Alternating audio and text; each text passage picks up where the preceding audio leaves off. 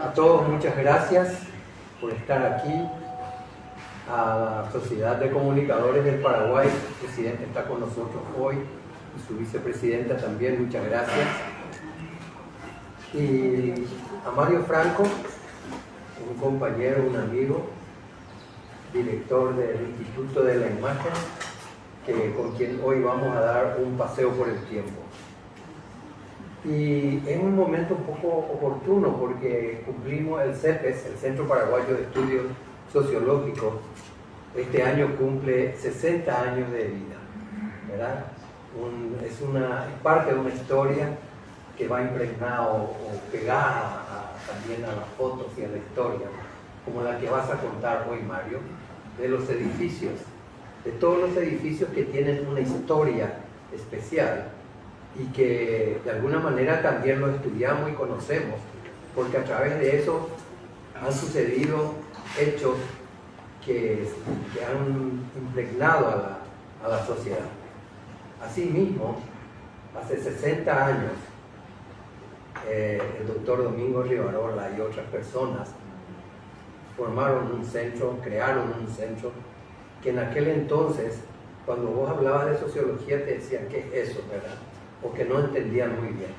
Pero ellos sí tenían un sueño, una visión, para que hoy, 60 años después, veamos un poco lo que ha dejado este edificio, ¿verdad?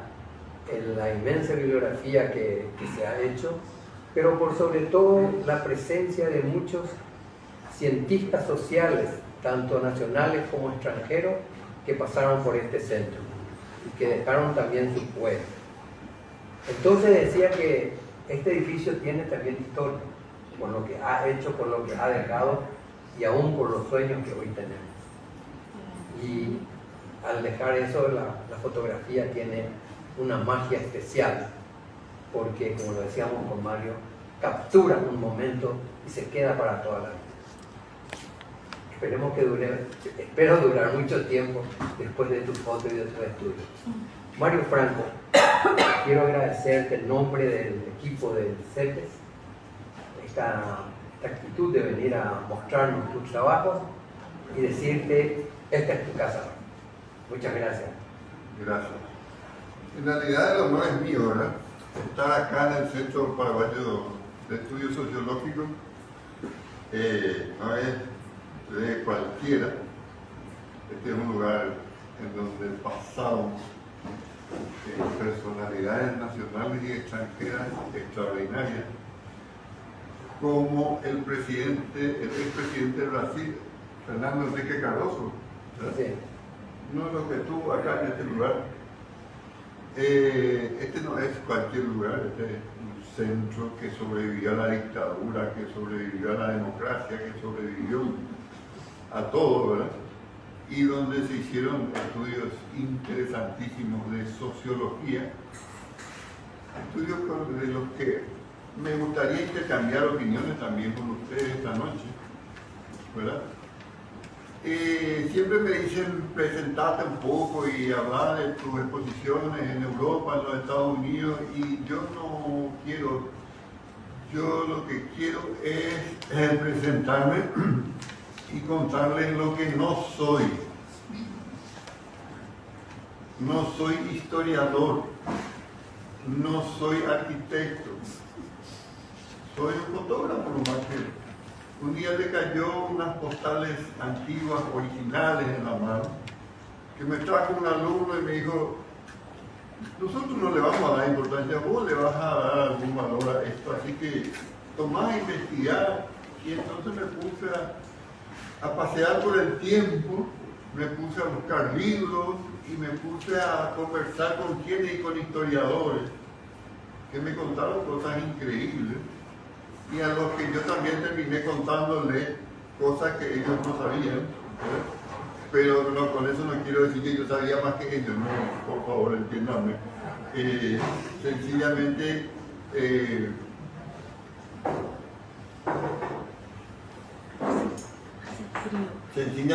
es una cuestión así de intercambio de conocimiento que siempre es muy interesante. Bueno, le voy a ir contando a través de la charla, ¿verdad?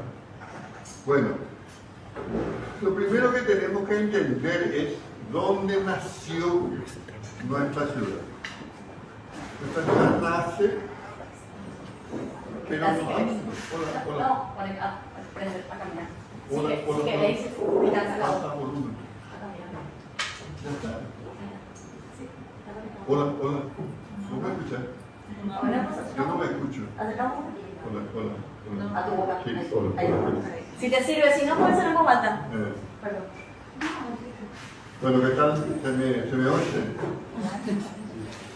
Esta imagen que ven acá es una recreación de un artista plástico que lastimosamente no sé quién fue, ¿verdad? Pero es lo que se cree tuvo que haber sido el fuerte Nuestra Señora Santa María de la Asunción, donde fue fundada Asunción. ¿Y dónde fue? Y al lado de la bahía, más o menos en qué zona se cree que fue, y se cree que fue entre el Cabildo y el Palacio López. De hecho, Ruth Pujade, una arqueóloga que estuvo por el Paraguay, con quien me tocó conversar mucho, ella me contaba que encontró, cuando se estaba haciendo las excavaciones para construir el nuevo Congreso, ¿verdad? Ella se metió con los añitos que tenía y así chiquitita como era, y se metió y encontró un montón de cosas. Y encuentra, por ejemplo, pedazos de madera que se usaban en esa época para estos fuertes, porque eso sí figura en la historia, ¿verdad? Está asentado en la historia, ¿verdad? Bueno, entonces me contaba que encontró porcelanas que eran inglesas, pero falsificadas. Se falsificaba la marca y se usaba como si fuera inglesa, pero no se fabricaban en el Paraguay, se fabricaban en Buenos Aires. Se exportaba al Paraguay ya falsificada. Estamos hablando de la colonia, ¿sí? Y ella encuentra esas cosas y es muy interesante para tener en cuenta, porque generalmente nos endosan de que nosotros somos los falsificadores y ellos son los compradores, pero nosotros somos los falsificadores, y ellos no son cómplices, ¿eh? Nosotros nomás somos los...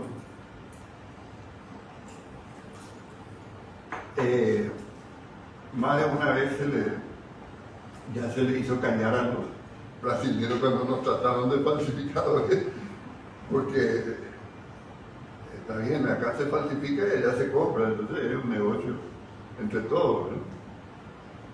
Bueno, ¿con qué se encontraron esta gente cuando llegan al Paraguay? Eran presos que salieran de la cárcel, unos, otros no, ¿verdad? Pero eran presos que salieron de la cárcel, que estuvieron 2 meses y medio navegando, solos, sin mujeres, sin nada, y encuentran mujeres desnudas paseándose libremente por los entornos de la bahía de Asunción.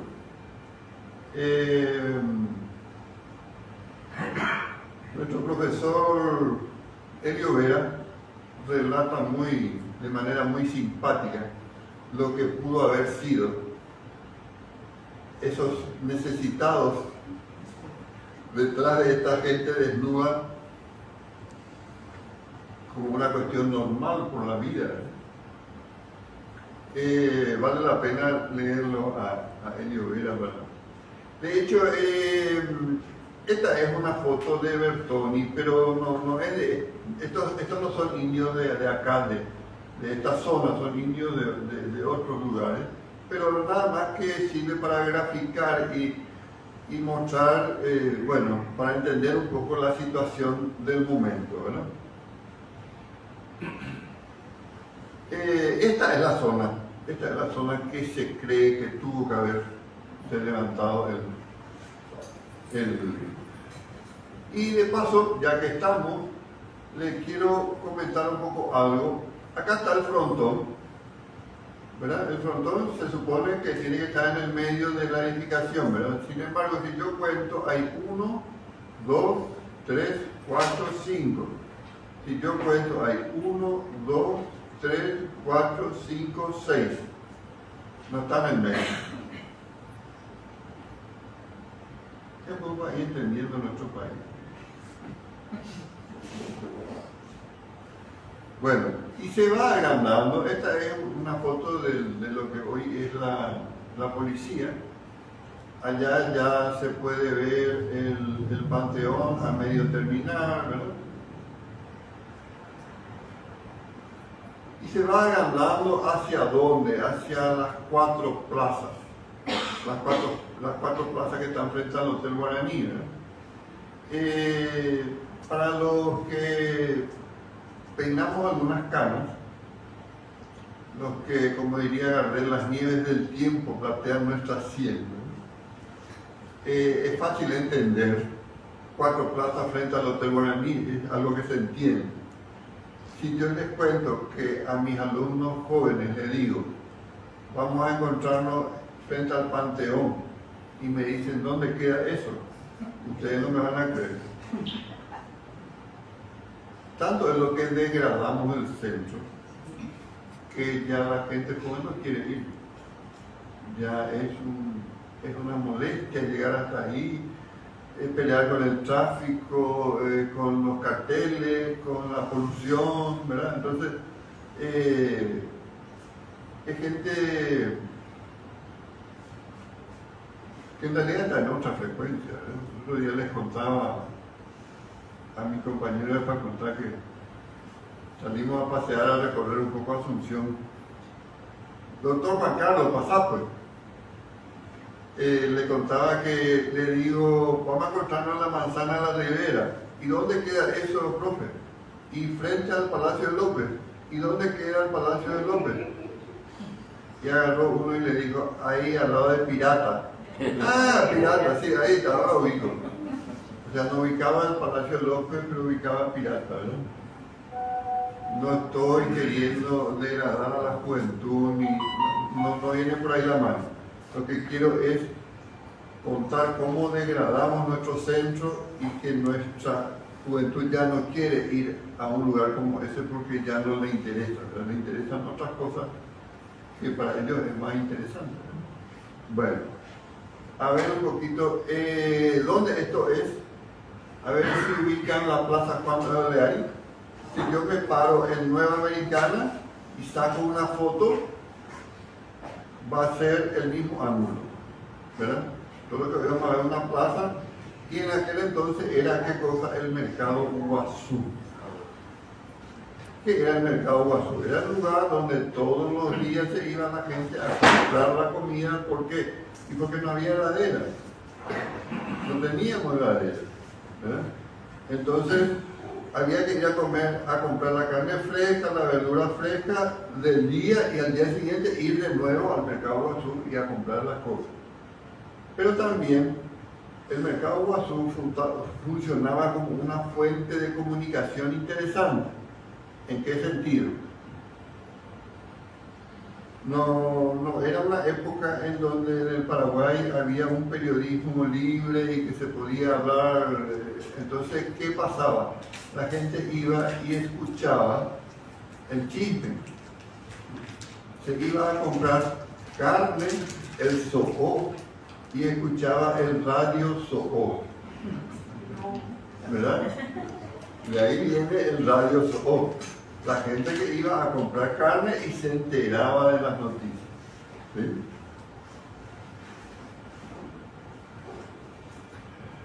Esta es la burrerita.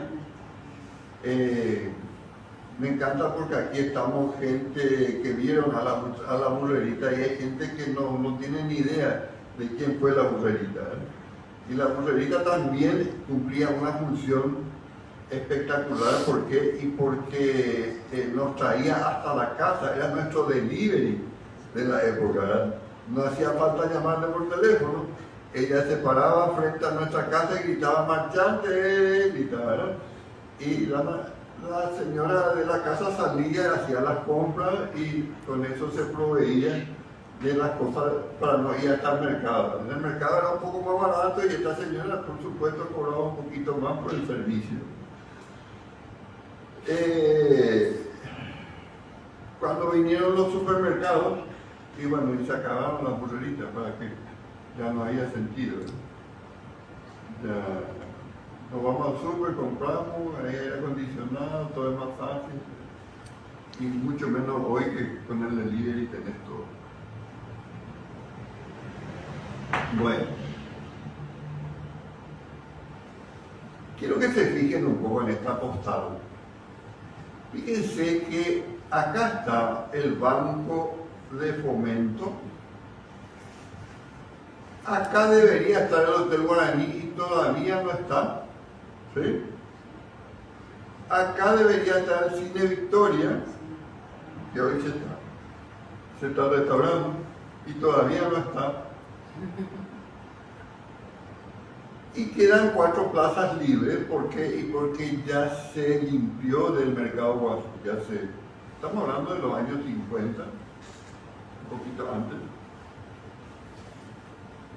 Ya no había más mercado Guazú ahí, ¿verdad? Bueno, fíjense que el Panteón de los Héroes y Oratorio de la Virgen era una de las edificaciones importantes con el banco, ¿verdad? Por supuesto que mucho antes ya fue el oratorio y después fue el banco. Entonces, era el edificio más importante de la época. Era lo que marcaba así el centro de Asunción, el punto neurálgico, ¿verdad? La cosa fue mejorando, entre comillas, y se fue aplastando nuestro panteón, se fue quedando más chiquito. ¿Por qué? Porque levantaron otros edificios muy importantes y eso, en Europa, por ejemplo, respetan mucho eso, ¿verdad? No se construyen edificios altos al lado de edificios. Acá la profesora me quiere... ¿No querés atrasar un poco la foto? Atrasar la foto, acá. Ahí. Estuve nomás así pensando, ¿verdad? Y esta foto tiene que ser más de 1950. Sí. Máximo, porque el Banco de Fomento se terminó en el 48. Ahí ya estaba. Y el edificio del Cine Victoria se inauguró en el 52. Claro, entre uno y otro tiene... Y ahí no está todavía. ¿No?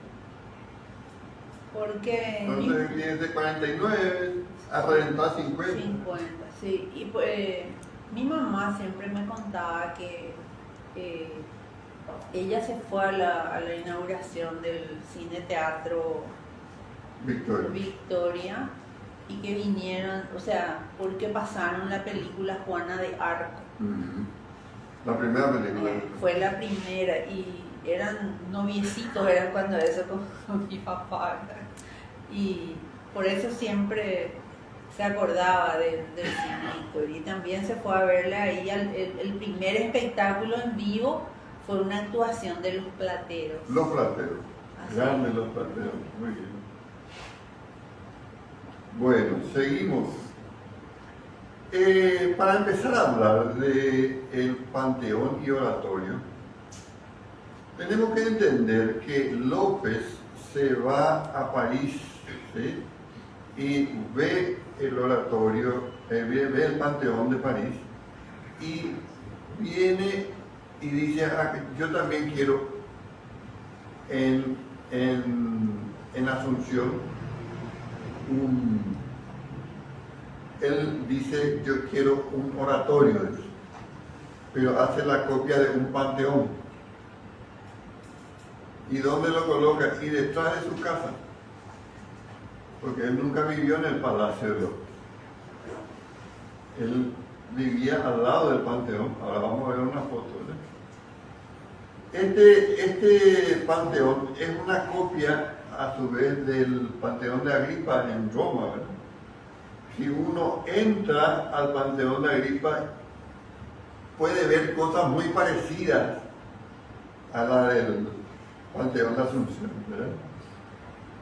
Bueno, pero si uno recorre el mundo y va encontrando cosas parecidas en todos lados, porque me explicaba la profesora de arquitectura, de historia de la arquitectura, que es un equilibrio.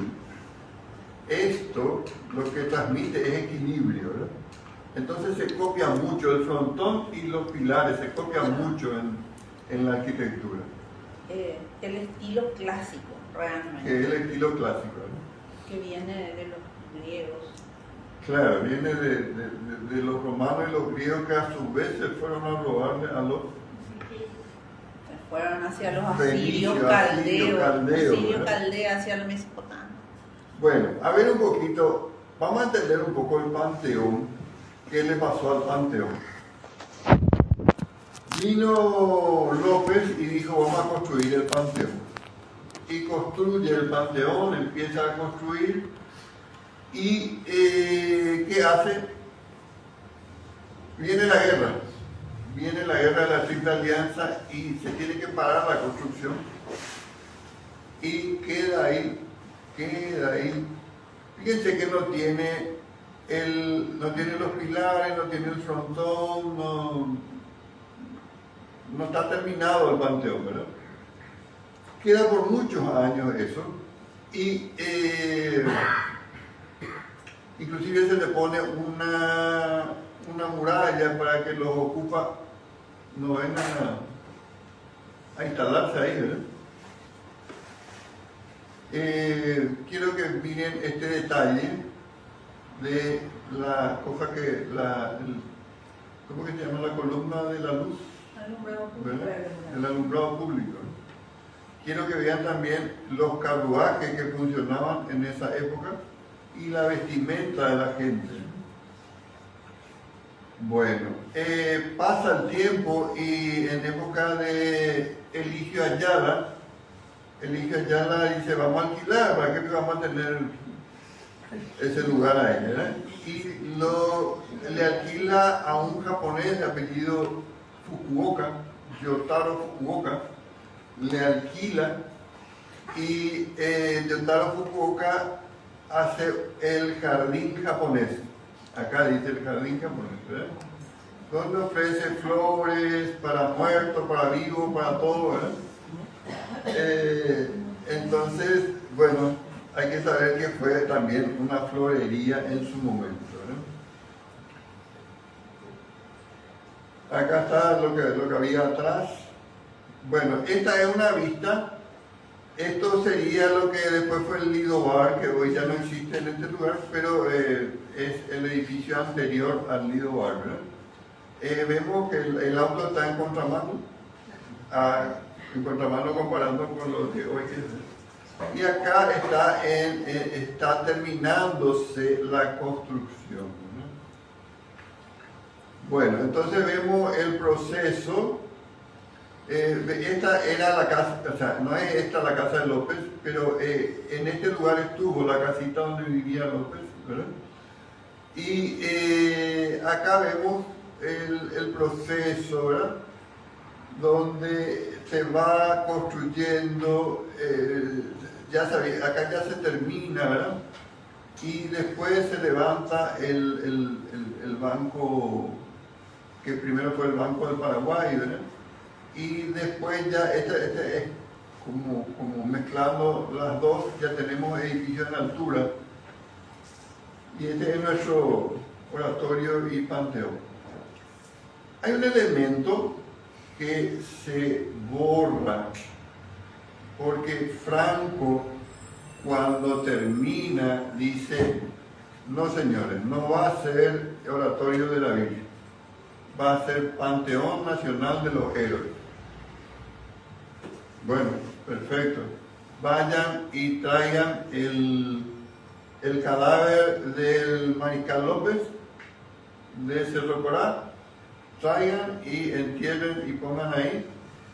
Y también el soldado desconocido y todos los héroes del Paraguay van a estar en este lugar. Nada de Nuestra Señora de la Asunción ni qué es lo que pasaba. Hay que entender el momento histórico en el que se vivía, ¿verdad? El socialismo estaba pegando muy fuerte. La revolución bolchevique tenía nada más que unos años y como que se puso de moda. Bueno, vamos a pensar en términos socialistas.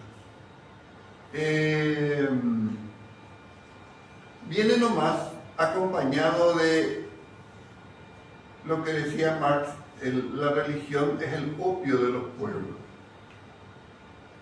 O sea, mientras vos tenés la religión en tu cabeza, ya no podemos pensar y ya no podemos hacer.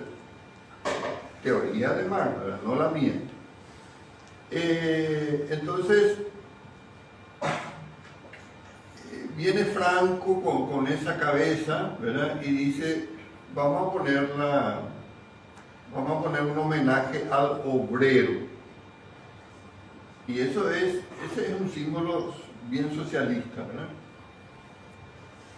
¿Qué pasa? Franco estuvo un año y 6 meses estuvo como presidente de la República. Vienen los liberales y lo echan. Lo echan por varios motivos. ¿Verdad? Primero que era un atentado contra la religión. Y el pueblo era muy religioso. Segundo, le saca a los liberales un montón de privilegios, como ser, por ejemplo, el mensú, ¿verdad? El mensú era una persona que era un esclavo que se llevaba se le llevaba al Alto Paraná para que trabaje en los aserraderos y demás cosas, ¿verdad? Y viene Franco y dice, no señores, no se le va a atender más a nadie así de esa manera. Se le va a pagar y se le va a dar asistencia y se le va a dar esto y lo otro. Y por supuesto dicen, no, ¿cómo? ¿Qué es lo que se cree? Este va a sacarnos nuestro negocio, ¿verdad? Entonces se lo empieza a tener a Franco. Mientras tanto, Franco crea, por ejemplo, el Ministerio de Justicia y Trabajo, por ejemplo, para que el obrero tenga dónde ir a protestar si se le trata mal, si no se le paga, porque hasta ese entonces el obrero era una persona que trabajaba 10, 15 horas para mantenerle a su señora y a sus hijos de una manera paupérrima, ¿verdad? Así era como se le tenía al obrero, ¿sí? Y él viene y dice, no señores, toma las ideas de Marx y dice, Marx propone, dice, si yo trabajo, si yo vivo 24 horas de un día, 8 horas voy a trabajar, 8 horas voy a descansar y compartir con mi familia y 8 horas voy a dormir. No puedo estar 15, 16 horas trabajando y después me voy a mi casa, duermo y vengo otra vez a servirle a alguien para que sea multimillonario. Entonces, dice, no, cuando llega a una edad el ser humano tiene que descansar, tiene que tener su jubilación. Cuando llega el fin de semana el ser humano tiene que descansar, tiene que compartir con su familia. Empieza a proponer cosas. Y bueno, Franco era un poco, reivindicaba un poco ese socialismo que viene de la Revolución Francesa. Marx lo potencia, la Revolución Rusa la hace pelota, ¿verdad? Porque hay que recordar que son 17 millones de rusos que mata para poder gobernar. Entonces miramos a la Revolución Rusa como terrible, pero gracias a la Revolución Rusa se mueren 30 millones de rusos. ¿Para qué? Para poder sacarle a Hitler. Entonces hay que mirar los dos lados, el lado bueno y el lado malo. Si no fuera por los rusos, probablemente no se ganaba tan fácil la Segunda Guerra Mundial.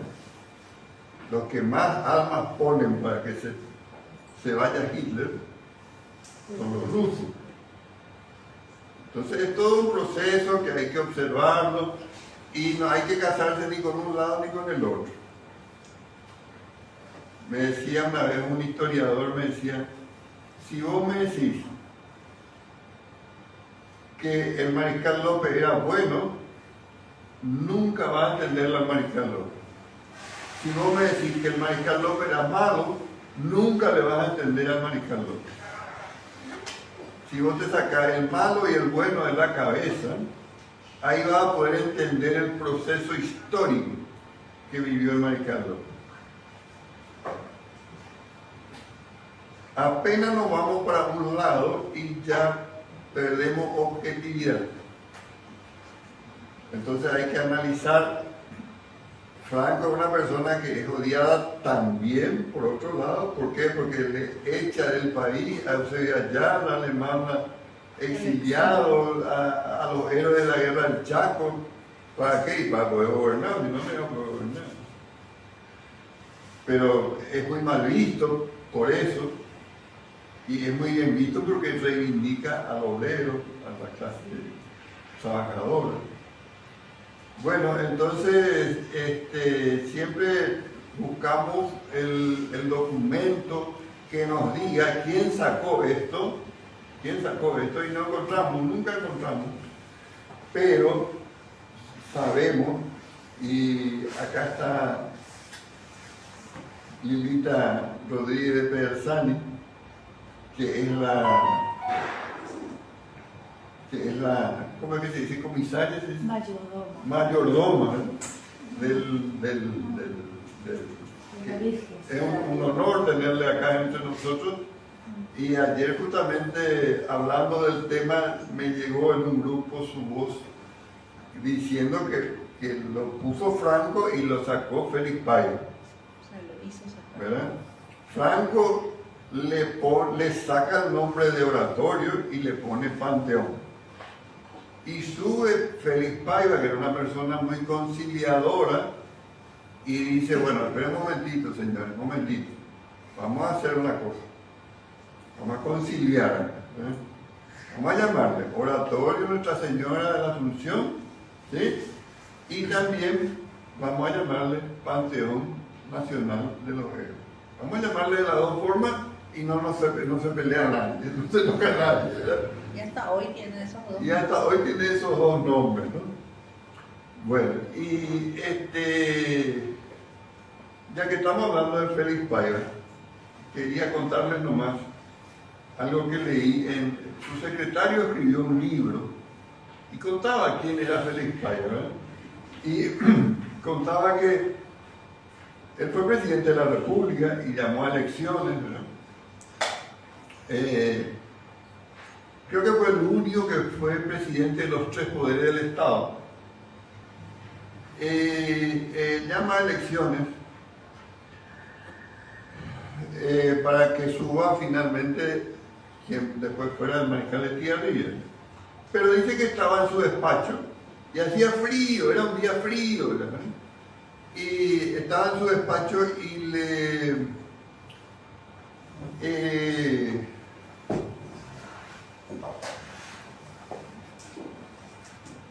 viene el secretario y le dice, doctor, veo que usted está con mucho frío, le dice. Sí, le dice, el piso, me sube un frío del piso, le dice. Entonces le dice el secretario, tenemos un dinerito para gasto, podemos comprarle una alfombra. ¿Cómo va a gastar plata del Estado porque yo tengo frío? No puede tocar la plata del Estado. Déjenme más, yo mañana voy a arreglar.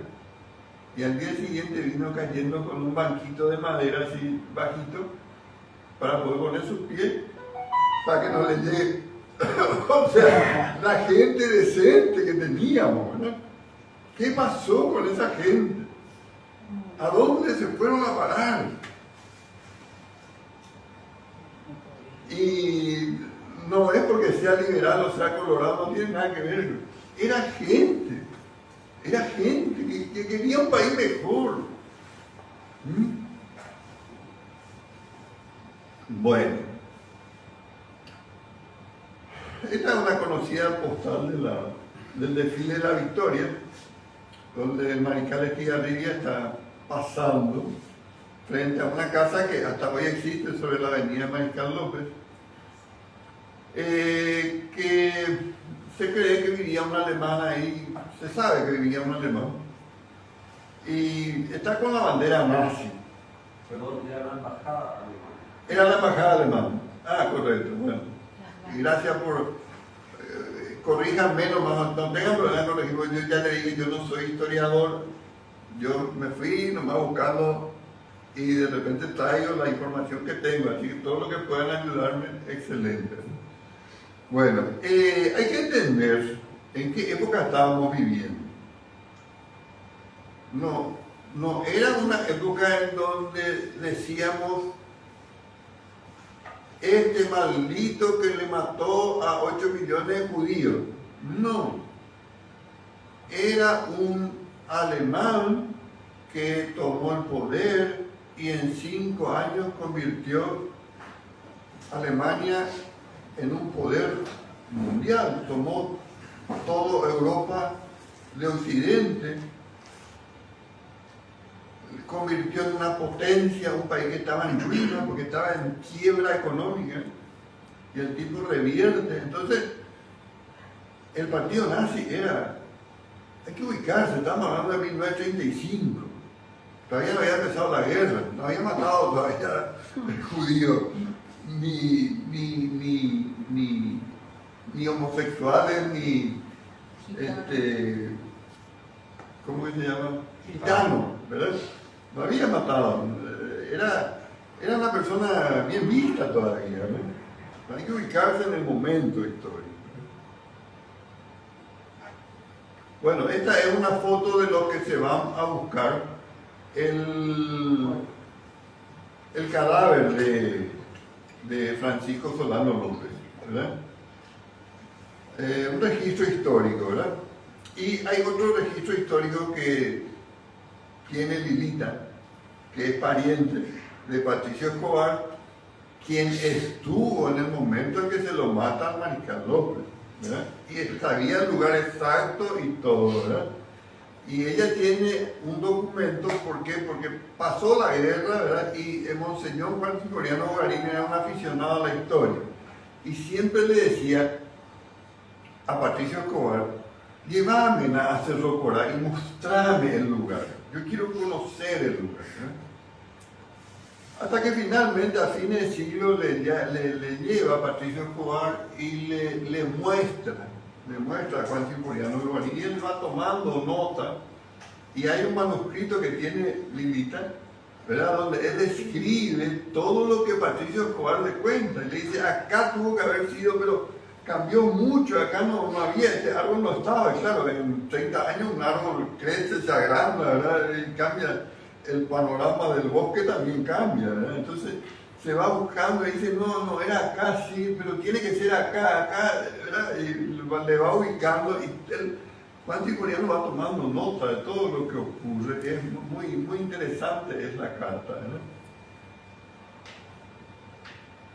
Bueno, entonces yo lo que quiero notar es lo siguiente, porque la pelea es constante, izquierda contra derecha, derecha contra izquierda. Bueno, ¿y cómo se puede conciliar? ¿Verdad? Félix Paiva le pone Oratorio de la Virgen y Rafael Franco le pone Panteón Nacional.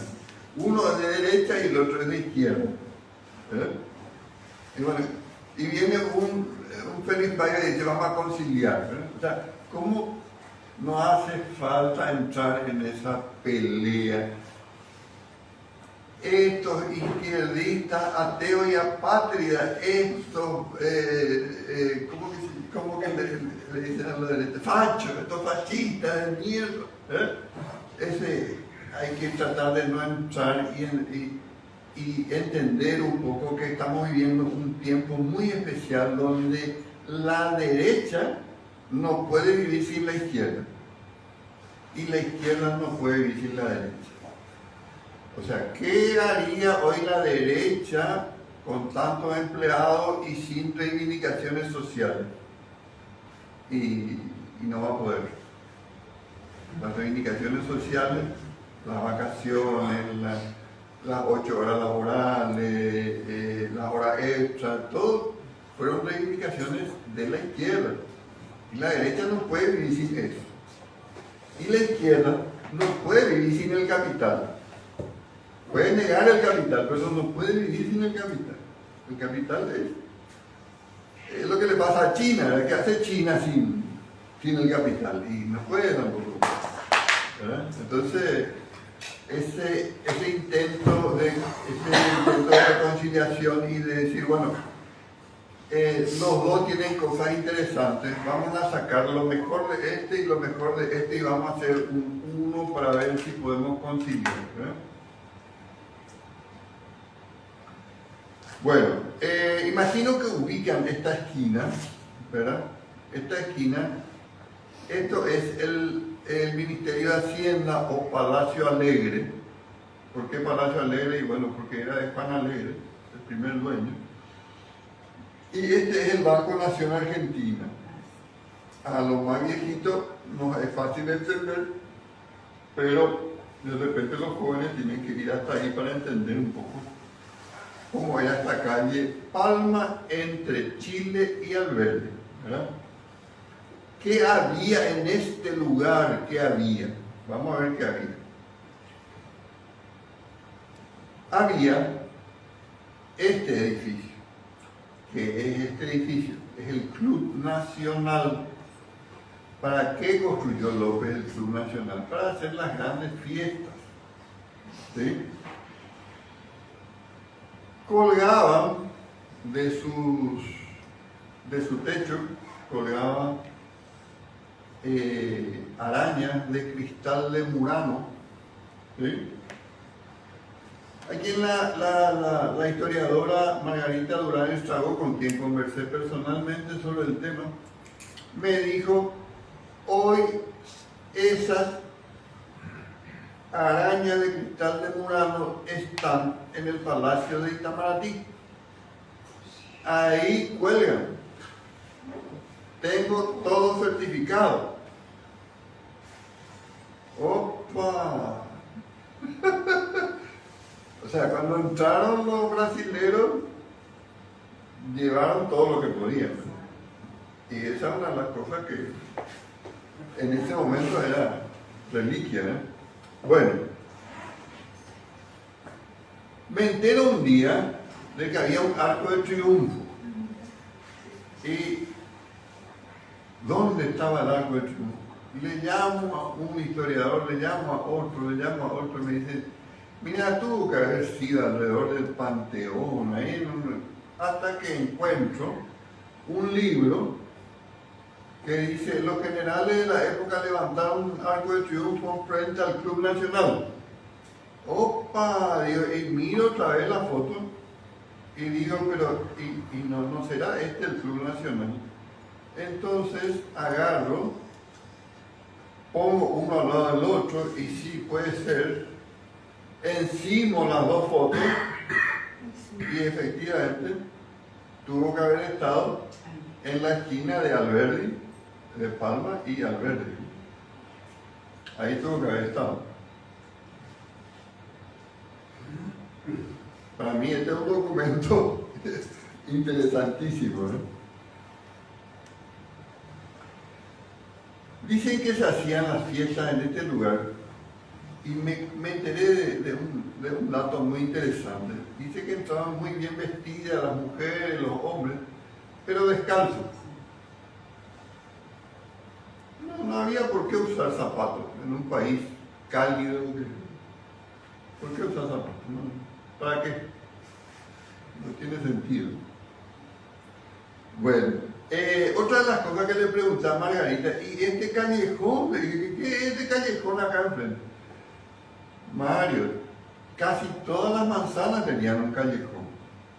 ¿Y por qué? Le digo, y porque no había heladera. ¿Cómo? No había heladera. Hermano, ¿qué tiene que ver la heladera con el callejón? El callejón era para faenar la vaca. Vos comprabas la vaca, le faenaba ahí, le cortaba, corría la sangre, la chura, todo se tiraba a la basura, todo se hacía atrás de la casa. Los callejones eran la parte de atrás de las casas, ¿no? Entonces casi todas las manzanas tenían callejón. Bueno, me fui enterando de cosas que ni esperaba, ¿verdad? Una de las cosas que veo mucho en las postales antiguas es una personita parada en la esquina o en la media cuadra, donde sea, mirándole al fotógrafo. Parece ser que el fotógrafo tenía un secretario que le ponía para que tenga vida, para que tenga una persona. Bueno, genial. Fíjense de qué estamos hablando. Estamos hablando de la calle Palma, esquina Alberdi. Fíjense cómo están vestidos y fíjense cómo está vestido.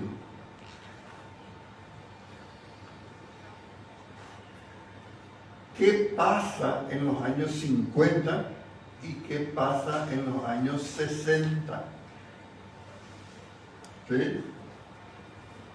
En los años 60 viene el jean, viene la liberación, viene el cabello largo, viene un montón de cosas que en los años 50, si yo me iba sin traje y sin sombrero, y medio que me venía, no era una persona respetable, tenía que ir bien vestido. Ni siquiera puedo comparar con el shopping de hoy, porque el shopping de hoy la gente se va en zapatillas y en bermuda, ¿verdad? Entonces, ni siquiera tengo un punto así para explicarle a los jóvenes. Es como hoy, no, porque se democratizó pues la vestimenta, ¿verdad? Antes éramos los ricos y eran los pobres, ¿verdad? Y si te iba mal vestido era pobre, si te iba bien vestido era rico. Y hoy el pobre y el rico todos se visten con bermuda y remera y zapatillas. Está muy democratizado. Bueno,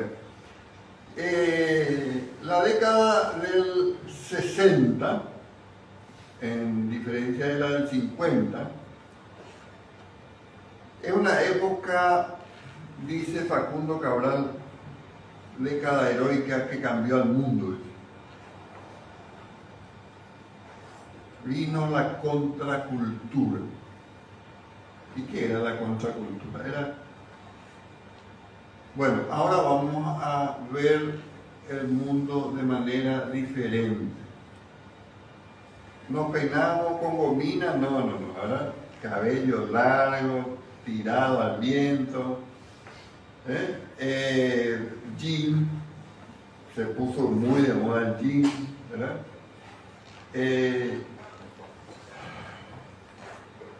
La guerra del Vietnam trae, más que acá en los Estados Unidos, trae un levantamiento así diciendo, señores, ¿qué estamos haciendo nosotros en el Vietnam? ¿Por qué tenemos que mandar a nuestra juventud a que reviente a ese lugar? Y no, el poder decía que no, que había que ir porque había que defender del comunismo. Finalmente tomó el comunismo y hoy Vietnam es uno de los países más desarrollados del mundo, gracias a que tomó el comunismo, ¿verdad? Entonces tenemos que analizar siempre de ambos lados las cosas, ¿verdad? Vienen los anticonceptivos. Los anticonceptivos cambian muchísimo. ¿Por qué? Y porque la mujer dice no. Yo ya no dependo del hombre para ser feliz. yo tomo mi anticonceptivo y ya voy, y hago lo que quiero, ¿verdad? Y me divierto y mi cuerpo es mi cuerpo y yo hago lo que se me canta. Cosa que en los años 50 estaba muy mal visto, muy mal. Entonces, es la contracultura, ¿verdad? Los Beatles traen una música que mi papá me decía, ustedes que escuchan esa música de porquería, pero ¿cómo pueden escuchar esa porquería? Y hoy la música de los Beatles es un clásico universal, está considerado una de las grandes obras maestras del ser humano, ¿verdad? Entonces, yo cada vez que le quieren criticar a los jóvenes por lo que hacen y por lo que dicen, le digo, no te vayas a olvidar que a nosotros nos retaron mucho porque le escuchábamos a los Beatles.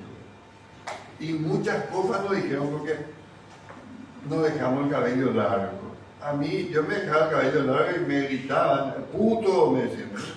Me gritaban por la calle, ¿verdad? Y estaba muy malito. ¿Cómo que un hombre va a usar el cabello largo?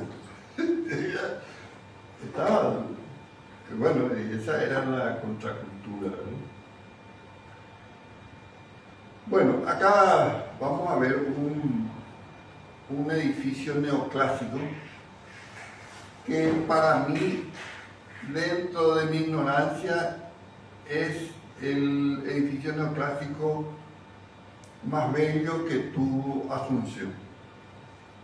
Y vamos a ver algunos detalles de esto, ¿verdad? Primero, que la postal es coloreada a mano, ¿verdad? No hay fotocolor, coloreada a mano, ¿verdad?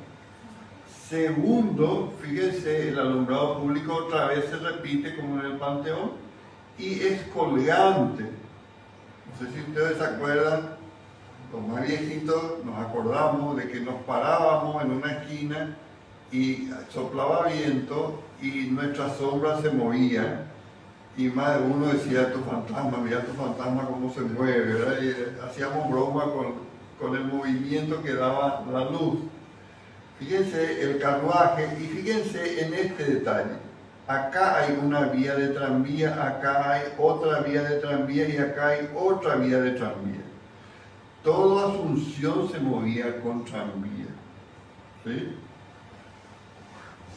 Bueno, y otra de las cosas es, se puede ver la iglesia de la Encarnación.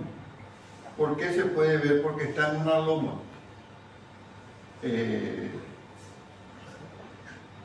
Siempre se construyeron las iglesias en las lomas para que tenga como mira, está en la altura, está hacia Dios, como si Dios estuviera en la altura, ¿verdad? O como si Dios estuviera solo en la altura. Bueno, entonces se vio mucho tiempo, yo me acuerdo que me iba a cualquier lado y veía la iglesia de la Encarnación porque estaba en una altura, ¿verdad? Bueno, entonces transmitía mucha potencia, así mucho, bueno, fíjate Dios está acá arriba, está alto. Bueno, y eso, por supuesto, le convenía. Nuevamente tenemos el elemento neoclásico del frontón y la columna, ¿sí? Y después este edificio se convierte en Copacar. Muchos de ustedes se acuerdan de Copacar, ¿verdad? Los jóvenes no. Pero los viejitos ya nos acordamos de Copacar. Bueno, acá tenemos el ómnibus que todavía pasaba por la calle Estrella, hoy ya no pasan ómnibus por la calle Estrella. Acá vemos un reloj que estaba en lo alto y fíjense el decorado de acá arriba, muy lindo, ¿verdad? Y fíjense una cosa, acá está el tranvía y un camioncito que probablemente haya ido a la guerra del Chaco y acá está el edificio también. Y quiero que vean esta foto, porque esta foto es tristemente histórica, ¿verdad? Cuando se empieza a derrumbar el edificio, se empieza a demoler el edificio para construir lo que después fue el edificio del Citibank, ¿verdad? Bueno, y yo siempre muestro en mis charlas esta foto y una vuelta me levanta la mano un ingeniero conocido que me pidió que no diga quién es. Ahí contó él, pero me dijo, no vaya a decirle a todo el mundo porque se me va armando de pelota. Él manejaba la empresa que bueno, era constructora y destructora, ¿verdad? Y llama a la licitación, y ¿qué hace este señor? Se presenta a la licitación y en vez de decir yo voy a cobrar por demoler, dice yo voy a pagar por demoler, por ser yo el que demuele. Y nadie entendió cómo va a pagar, por qué va a pagar. Yo voy a pagar, pero a cambio ustedes me van a dar todo lo que yo saque, puerta, reloj, ventana, hierro, todo lo que yo saque voy a llevar para mí. Y lleva el ejemplo tan largo de la tanda. Bueno, el tipo se quedó con todo y tiene hasta hoy todo lo que sacó del edificio, unas puertas, unas maderas espectaculares. Bueno. ¿En qué calle era, mami? Perdón. Sí, estamos hablando de Estrella Esquina Chile. Estrella Esquina Chile, al lado del Cine Splendid. Sería entre el Cine Splendid y el Cine Victoria. ¿Sí? Y hablando de Cine Splendid y Cine Victoria, les voy a contar algo que me contaron hace poco. Tampoco voy a decir nombre porque no hace falta decirlo. Dos hermanas solteras que ya estaban entradas en años, ¿verdad? Le dice a los sobrinos, llévenme al cine, queremos ir a ver La vida de San Juan Bosco. Bueno, perfecto, sí, pero dejadlo en el bolsi. Vamos a tomar primero algo y después nos vamos al cine. Y ustedes me pasan a buscar hasta la hora que termina la película. Bueno, perfecto. Se van y entran al cine equivocado. En vez de irse al Victoria, se van al Splendid, que era todo porno. Y pobrecita, ella ya no entendía muy bien, ¿verdad? Entonces cuando le vienen a buscar los sobrinos, se suben al lado de ¿qué le pareció la película? Y este Juan Bosco era medio zafadito.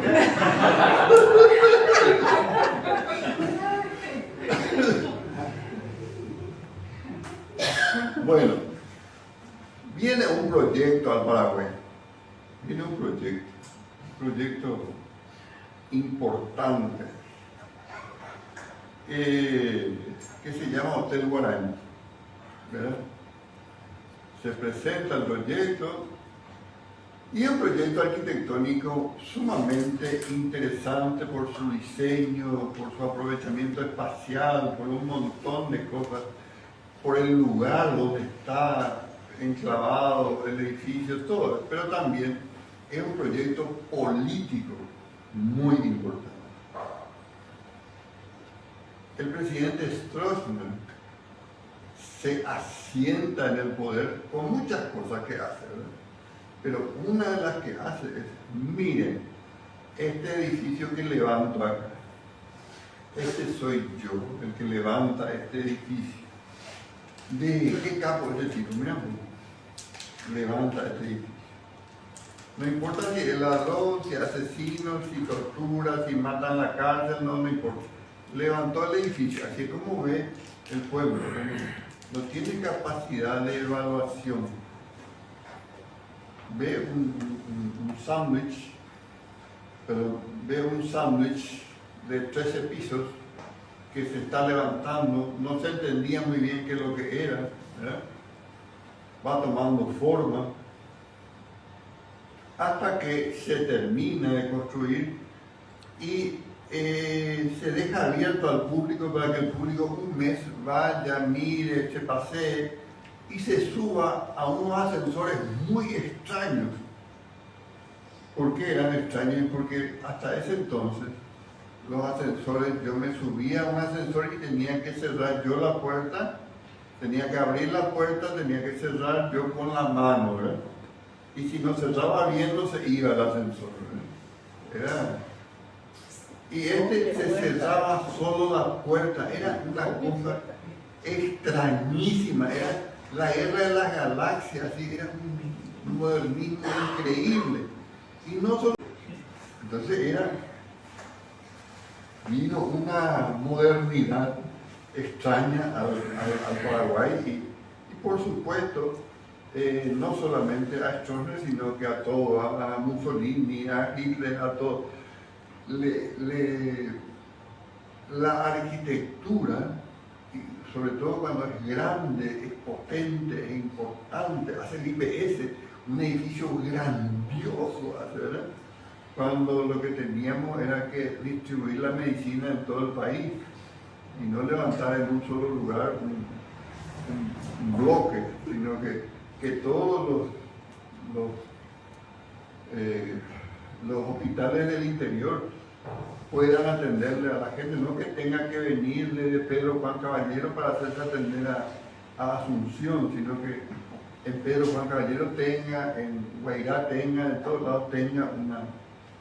Pero al levantar un bloque tan grande para la salud, por supuesto, él se asienta políticamente, porque a la gente le impresiona lo que es alto, grande, le impresiona. Yo le voy a contar cuando paso al lado de una criatura y me mira, lo que es grande, bueno. Alguna vez se preguntaron qué sería del Hotel Guaraní si en este lugar yo levanto un edificio y tapo el Hotel Guaraní.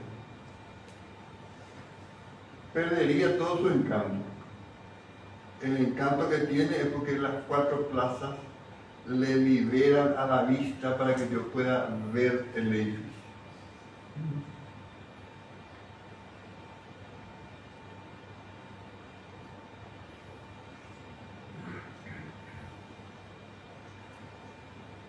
Si yo venía del interior, ¿sí?, yo me tenía que sacar una foto frente al Hotel Guaraní. ¿Para qué? Y para llevar al interior y mostrar, yo estuve acá. Si me voy a París y no me saco una foto en la Torre Eiffel, no me van a creer porque me fui a París. Van a decir, hola, que se vaya a París. Bueno, entonces los fotógrafos de la plaza eran personajes espectaculares. ¿Por qué? Porque te sacaban una foto, ¿verdad? Y ellos mismos revelaban ahí en su caja, ¿verdad? Revelaban. Sacaban la foto y era en negativo la foto. ¿Qué hacían? Ponían otra vez delante de su cama y volvían a fotografiar con otro negativo, el negativo. Entonces, negativo más negativo le daba positivo, ¿verdad? Y ahí ya le salía la foto. Y cuando terminaba, te mostraba y te decía, ¿quiere color o blanco y negro? Si vos le decías, ¿quiere color?, sacaba un pincelito y te pintaba el color de tu color, el color de tu... ¿verdad? Le daba color con el pincel. Espectaculares eran los fotógrafos de la plaza. Fíjense, ahí tenemos una postal pintada a mano. Espectacular. Era un poquito más cara porque llevaba más tiempo. Bueno, hay que entender de que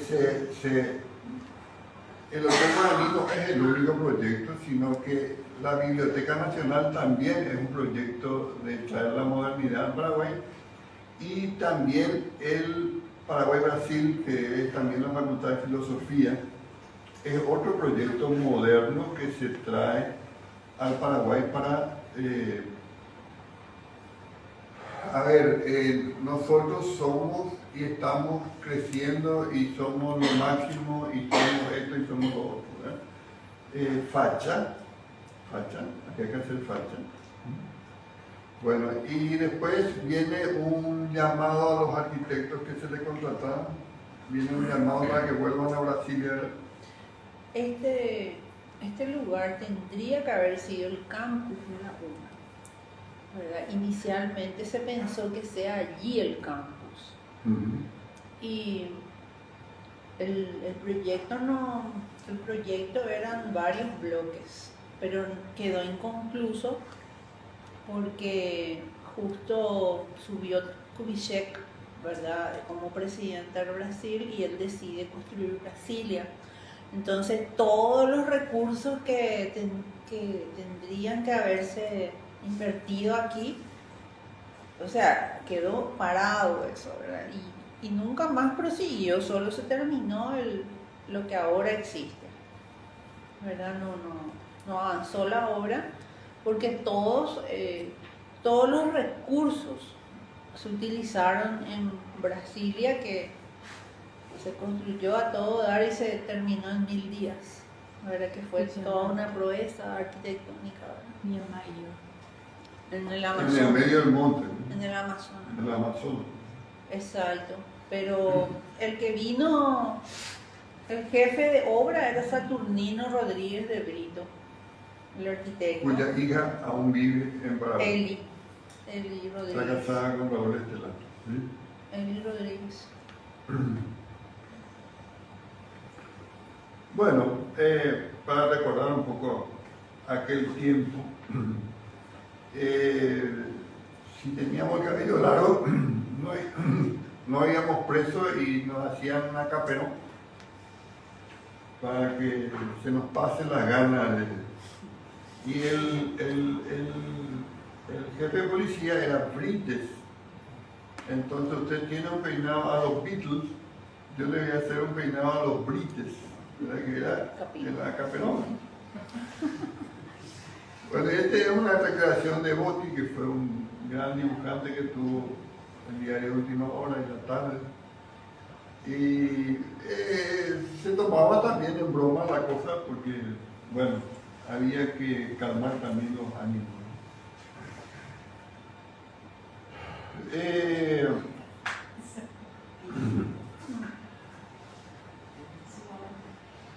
Es difícil todavía hablar de Stroessner porque tenemos mucha bronca, yo me incluyo entre los que tienen bronca, y también hay mucha gente que reivindica a Stroessner, ¿verdad? Porque cree que fue lo máximo.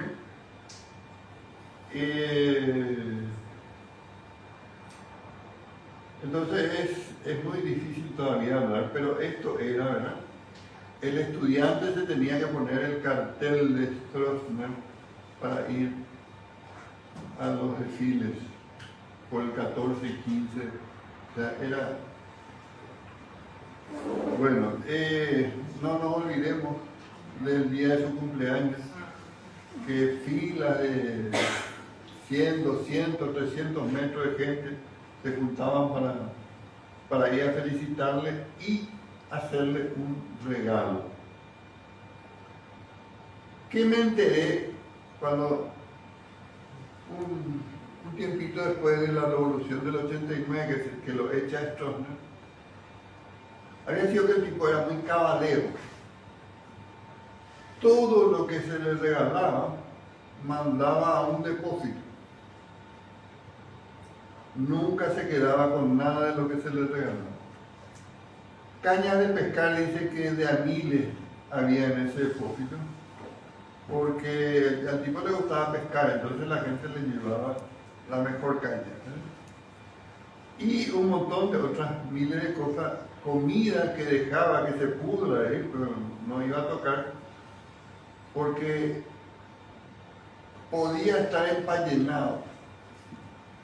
Y a él no le gustaba mucho la historia. Una de las personas que entró a Movilizadora me contó personalmente que entró al dormitorio de esto. Y era un dormitorio bastante humilde, ¿verdad? O sea, no tenía mucho lujo. Era una cama, una mesita de noche y ahí nomás. Y había un aire acondicionado que no funcionaba. Y le dice, ¿y por qué no funciona el aire? ¿Por qué no mandó a arreglar? No le dice.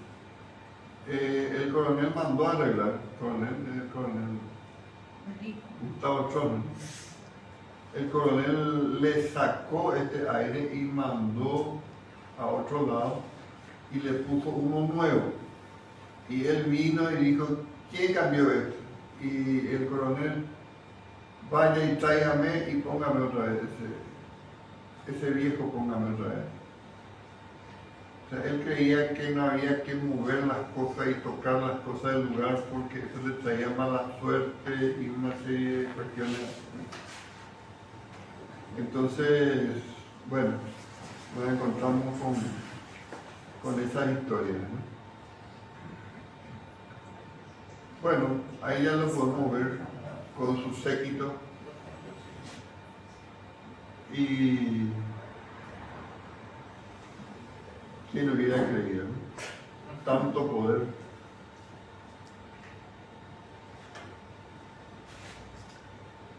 Bueno, ahora vamos a hablar un poco del transporte público. ¿Vos te acordás, Juan Carlos, de línea 4, ¿no? Sí. Pasaba por Teniente Fariña. Nosotros vivíamos ahí en el barrio. Y era una matraca, pero eran motores de los años 20, ¿no? Estamos hablando de los años 60.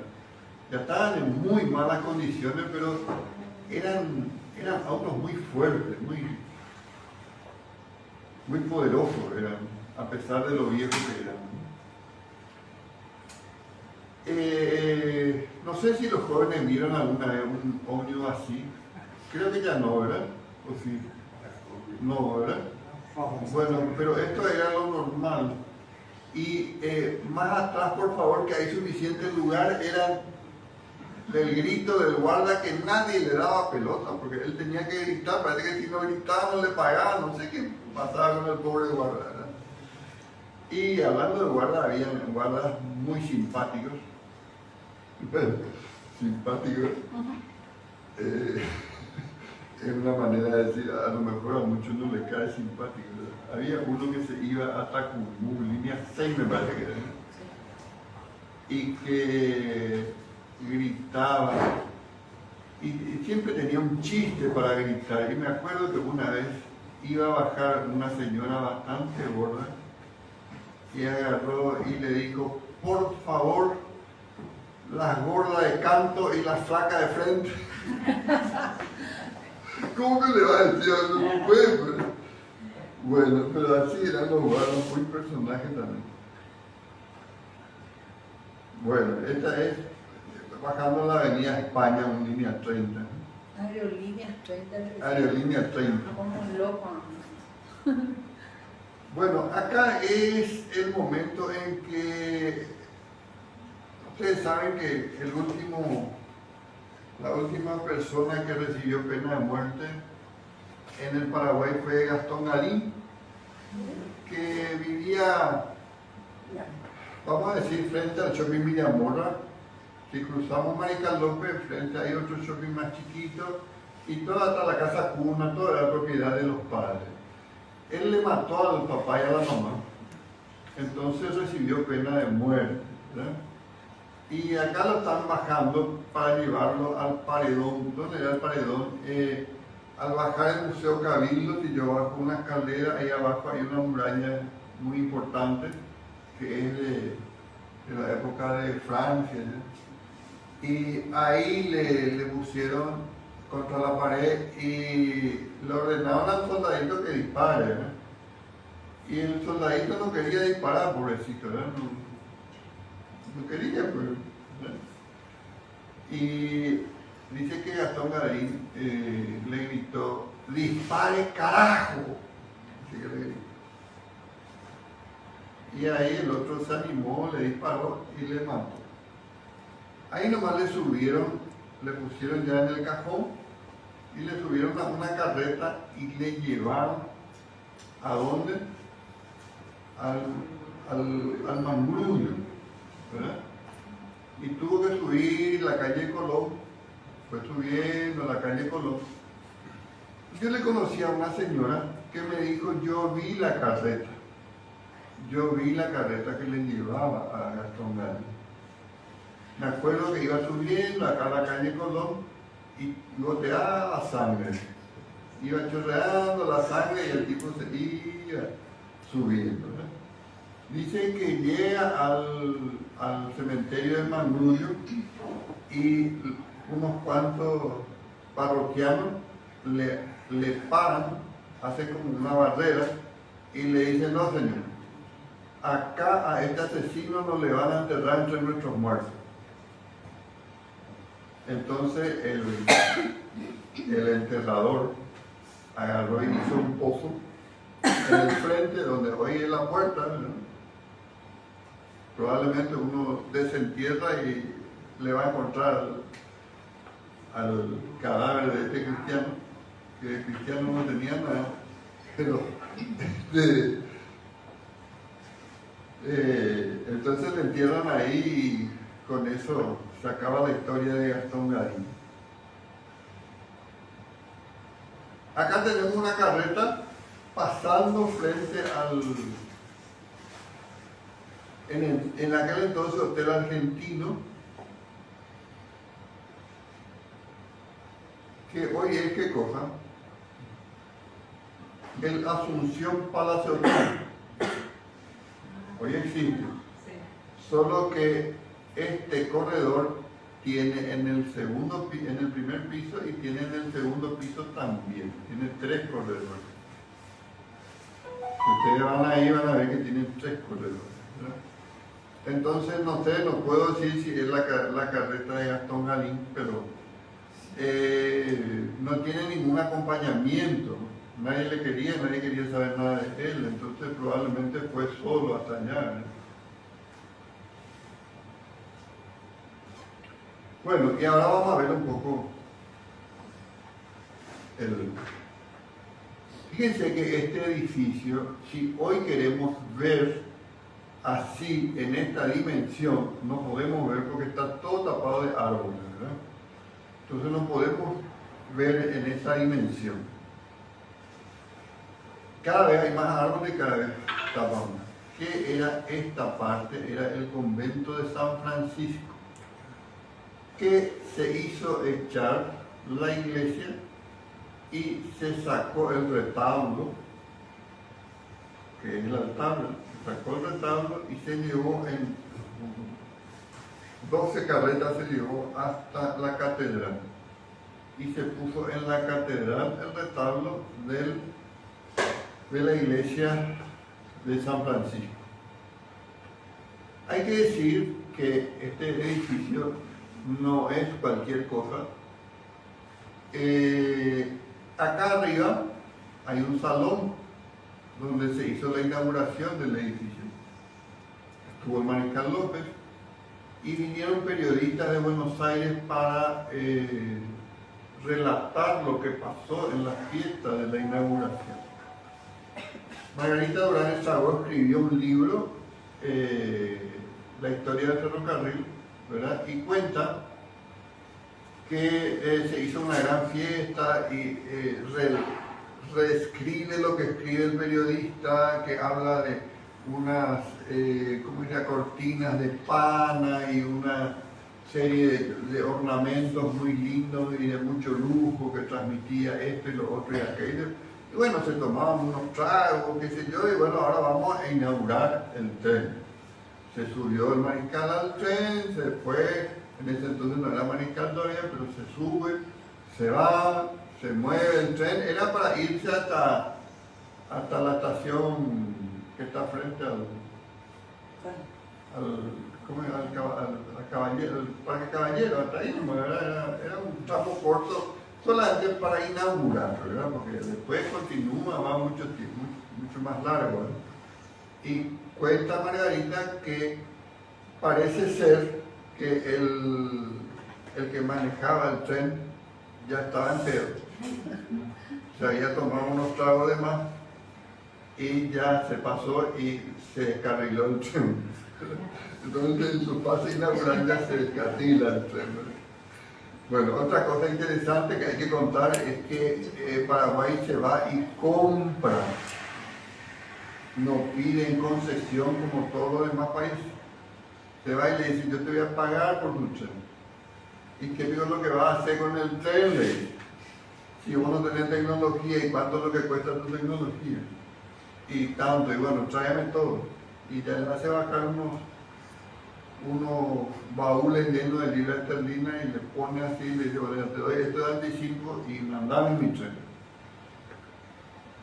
Tanto era lo que no sabían cómo hacer, que les lleva 20 años desde que compran hasta que funciona por primera vez, ¿verdad? Porque no tenían el conocimiento. Entonces, ¿por qué compran? Y porque no querían que venga a Inglaterra, le pongan transporte público y después le diga, señores, ustedes van a hacer lo que yo les digo si no pago el tren. Entonces eso no permitía. No es como hoy que los transportistas dicen, vos me jodés y yo te pago. Y vos me pones el tren y no te voy a dar más mi ómnibus para cuando hay elecciones. No te voy a dar lo que vos necesitas. Entonces tienen poder los transportistas. Y eso es lo que López no quería. No quería que venga a Inglaterra y diga, yo tengo poder sobre vos. Éramos independientes, era un país independiente. Bueno, también fue hospital de sangre durante la guerra del 70. Ahí se instalaron todos los heridos, ¿verdad? Se le mata a Eduviges Díaz cerca de Pilar, se le mata. Pierde una pierna, le hieren en una pierna, ¿verdad? En un cañón que le tiran, un cañonazo que le tiran de una embarcación. Y viene el médico y le dice, le tengo que cortar la pierna si no estamos fritos. Y córtele. Y bueno, le prepara todo para cortar y le da cloroformo para que se duerma. Y le dice, no, sáqueme eso tráigame un cigarro. Entonces el tipo pone el cigarro en la boca, muerde, aprieta así fuerte y le dice, corte sin más trámite. Y se banca el corte con el cigarro en la boca. O sea, qué gente, ¿verdad? O sea, uno mira desde hoy, ¿para qué hace eso?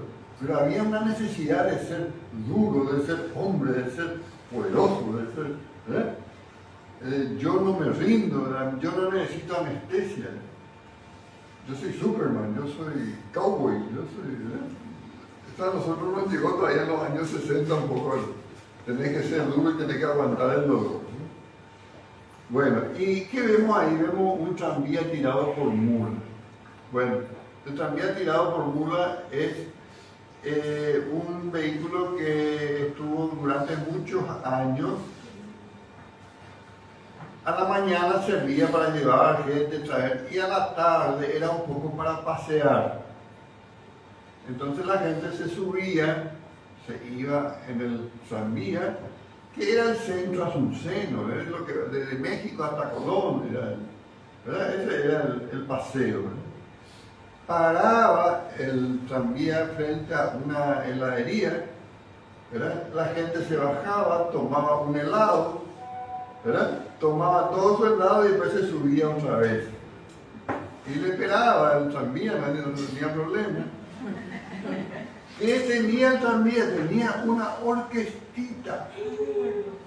Tenía un trío ahí que tocaba mientras la gente se paseaba. Le ponía una música, ¿verdad? No había otra manera de hacer música en mi única eso se podía hacer. Bueno, y tenía un reglamento el tranvía. Esta es una copia del original, dice: todo pasajero está obligado a limpiar su asiento si no quiere que se le perjudique su ropa.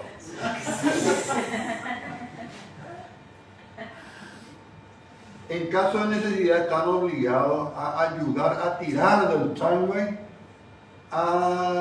sin distinción de clase y sexo. Otro hombre o mujer que tenés que bajar y estás obligado a girar. Se le prohíbe jugar con serpentina a fin de evitar que se vuelque o se descarrile el tranvía. Las serpentinas pues se tiraban en carnaval, eran unos papelitos que se tiraban en carnaval. Y se iba juntando en la vía.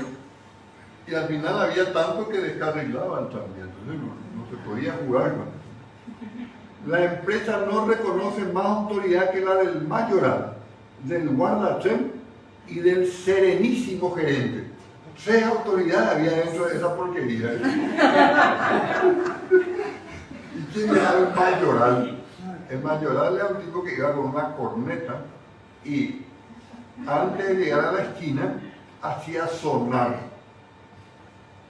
Cada tanto hacía sonar su corneta, pero no era para bocina, para que por si pasa otro vehículo, no, olvídense porque no pasaba nunca nadie. Era para que si vos estabas a 2 cuadras y estabas en el segundo piso y tenías que bajarte para esperar también, entonces ya escuchabas la corneta y ya te bajabas para poder estar. Era una manera, de aquí venimos, vengan, súbanse, ¿verdad? Bueno, en caso de lluvia se ruega a los pasajeros traigan sus paraguas a fin de evitar ser mojados. O sea, hoy no da risa, ¿verdad? La empresa no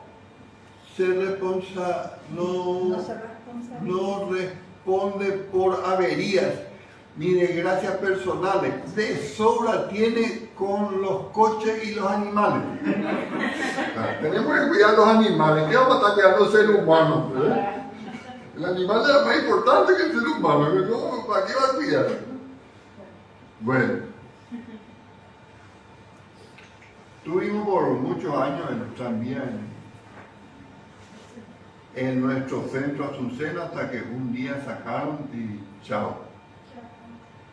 Bueno, para ir terminando, vamos a hablar del Palacio de López.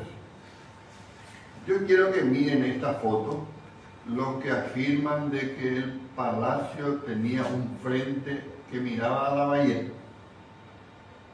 ¿A ustedes les parece que hay un frente de ese lado? No hay ni un frente de ese lado. Mentira. Un arquitecto bola un día lanzó en la facultad la historia y se acabó. Todo el mundo, no, si él dice, así tiene que ser.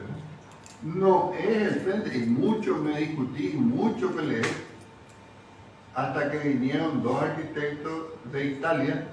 ¿Para qué? Para recomendar lo que había que hacer en la restauración del palacio. Y explicaron. Primero tiene el frontón, un triángulo ahí enfrente. ¿Dónde se pone el frontón? En el frente. Su nombre lo dice todo. Bueno, segundo, fíjense que tiene así hace una C, hace, ¿verdad? Bueno, ese es el patio de honor que tienen todas las edificaciones palaciegas europeas, ¿verdad? Y tercero, lo que hace indiscutible, tiene la escalera principal de donde y de este lado.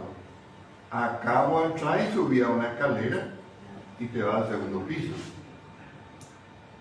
No hay, acá no hay frente, mentira. Mucho que me peleé. Bueno, hasta que vinieron y me dieron la razón. Bueno, acá tenemos esta no es una fotografía, este es un grabado. Y fíjense cuál fue la primera bandera que flameó en nuestro Palacio de López.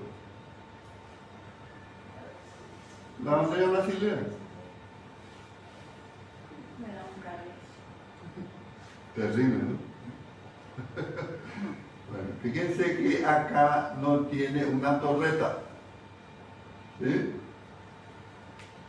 Y si miran mejor, acá van a ver un agujero. 2 bombazos lió desde la bahía, cuando antes de bajarse a tomar Asunción bombardearon todo el mes de diciembre hasta que entraron el 6 de enero, y tomaron, pero hicieron pelota primero al palacio que no estaba terminado, por eso López no vivió. Pero ya había un montón de cosas que trajeron de Europa para decorar. Y todo eso los muchachos se quedaron con el vuelto. Acá vemos mejor el agujero que dejó. Y acá vemos de frente el palacio. Es difícil hablar del Palacio de López si no hablamos del Mariscal López. Uno dice fue malo, otro dice fue bueno. Y me decía este historiador, si vos le ponés en bueno o en malo, nunca vas a entender lo que pasó. Ponele donde vos quieras, ponele, pero nunca vas a entender lo que pasó.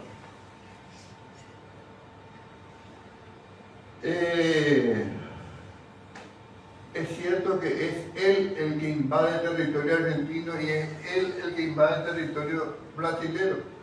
Él empieza, pisa el palito que los otros le ponen. Y se va y hace una macana. Había pedido naves de guerra, había pedido a Europa. Antes de que lleguen al Río de la Plata, le declara la guerra a la Argentina, hasta se mete en el territorio argentino y la Argentina le declara la guerra. Y no pueden llegar nunca a sus naves. ¿Verdad? Pero por el otro lado, su lucha era por la independencia del Paraguay. El Paraguay era un país independiente ¿de quién? De Inglaterra. Mientras todos estaban sometidos a Inglaterra, el Paraguay no estaba sometido a Inglaterra. El Paraguay era autosuficiente. La otra vez me tuve que pelear con alguien que entiende mucho de la historia. Me dijo, era un paisucho. Le digo, bueno, explícame cómo hace un paisucho para pelear 5 años contra 3 países y no deber ni un peso a nadie. ¿Qué clase de paisucho? Bueno, pero en realidad no es que es del 65 al 70, sino que en el 68, cuando entran las naves brasileñas, ya se acaba la guerra y en realidad, bueno, ¿cómo hace para pelear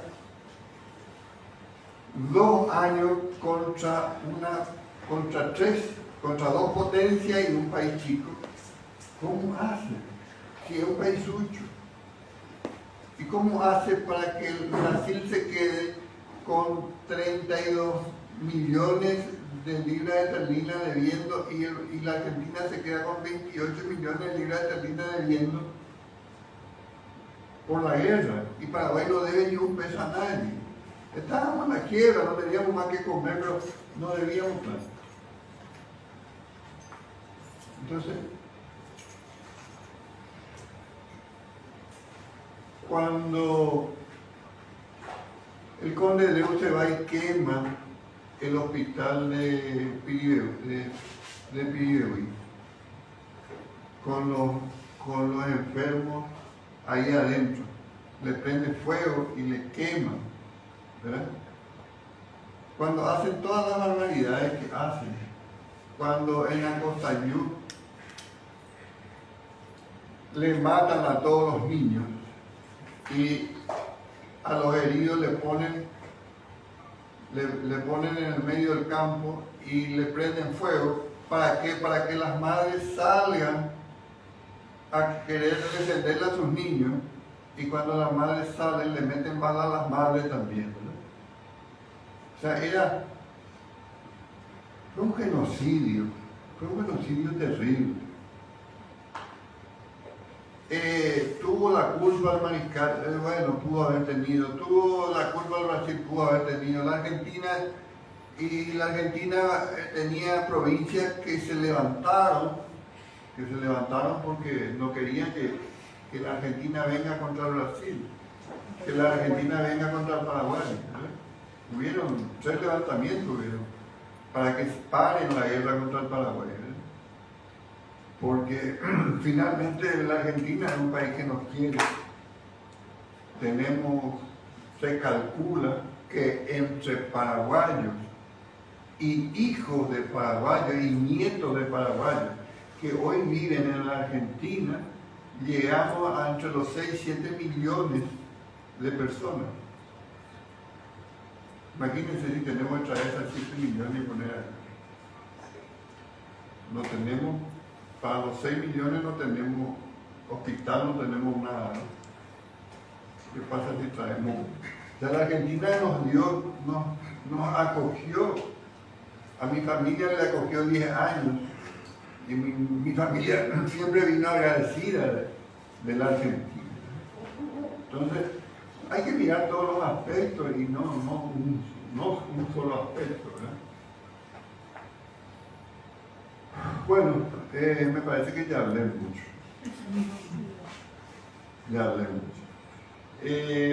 Solo me queda el nombre del Centro Paraguayo de Estudios Sociológicos, la Sociedad de Comunicadores del Paraguay y el Instituto de la Imagen. Agradecerle mucho y contarle que acá tengo unos libros, unos fotolibros míos que se llaman Las Esquinas de Asunción. Para los que les interese les puedo firmar. Siempre me piden y siempre me olvido de llevar a las charlas y hoy me acordé, así que a los que les interesa está ahí. Bueno, muchas gracias por su presencia y que nos sigamos viendo.